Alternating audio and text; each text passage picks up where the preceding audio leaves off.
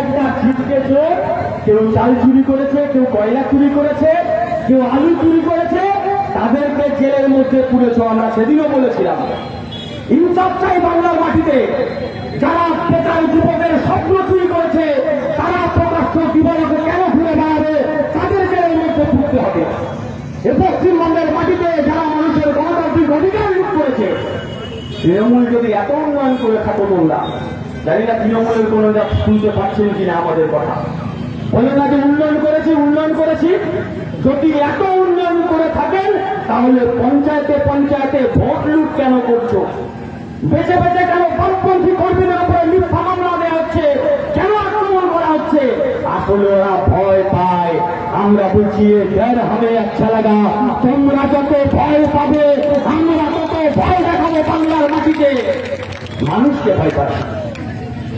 আসলে তৃণমূলে যে বলতো না উন্নয়ন দাঁড়িয়ে আছে, বীরভূমের একটা উন্নয়ন যিনি বলতেন, সেই বীরভূমের অনুব্রত বলতো বীরভূমের বাঘ। এখন বাঘ হলুদের আর হয়ে তিয়ার জেলে শুয়ে আছে। কটা দিন সবুর করুন, কালীঘাটের কালনাগিনীকে জেলের মধ্যে পাঠিয়ে চাকরিয়ে করতে হবে বাংলার মাটিতে। ইনসাফ যাত্রা সেই যাত্রা। পশ্চিমবঙ্গের মাটিতে প্রতিদিন পাহাড় থেকে সাগর সমস্ত বেকারের ভবিষ্যৎ তৃণমূল বঙ্গে চুরি করছে, তার বিরুদ্ধে ইনসাফ যাত্রা। এই গোটা পুরুলিয়া জেলা জুড়ে একটার পর একটা সরকারি স্কুল বন্ধ হয়ে যাচ্ছে। আপনি হতে পারেন তৃণমূল করেন, আপনি হতে পারেন বিজেপি করেন, আপনার সন্তানের ভবিষ্যৎ কি সরকারি স্কুল বন্ধ হলে? আপনার কি পকেটে সেই টাকা আছে যে মাস গেলে 30,000 40,000 টাকা দিয়ে আপনি আপনার সন্তানকে ইংলিশ মিডিয়াম স্কুলে পড়াবেন? না, নেই।